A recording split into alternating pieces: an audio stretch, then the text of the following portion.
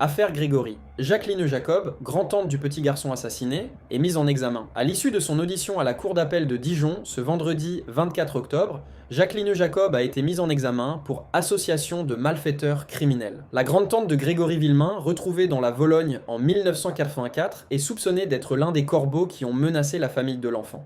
Elle était convoquée ce jour devant la cour d'appel de Dijon après la demande de son avocat de reporter l'audition prévue initialement le 5 septembre. Elle avait déjà été poursuivie pour enlèvement et séquestration suivie de mort et emprisonnée 4 jours en 2017 avant de voir sa mise en examen annulée pour un vice de procédure. Le meurtre de Grégory Villemain, commis il y a 41 ans, reste l'une des plus grandes énigmes criminelles en France. Quelques heures avant que soit retrouvé le corps de Grégory Villemain, 4 ans, son oncle avait reçu un appel téléphonique anonyme revendiquant l'assassinat et, le lendemain, les parents du petit garçon, Jean-Marie et Christine Villemain, avaient reçu la lettre d'un corbeau. « J'espère que tu mourras de chagrin, le chef.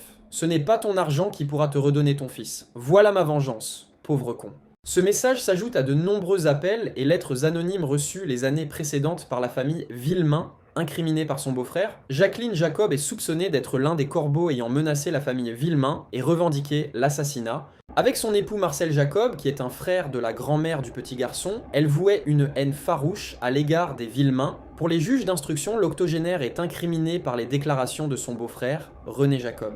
Devant les gendarmes, en août 2022, il avait dit, après avoir écouté un enregistrement du corbeau, qu'il pensait avoir reconnu la voix de sa belle-sœur. C'était Sylvain M. Que justice soit faite pour Grégory.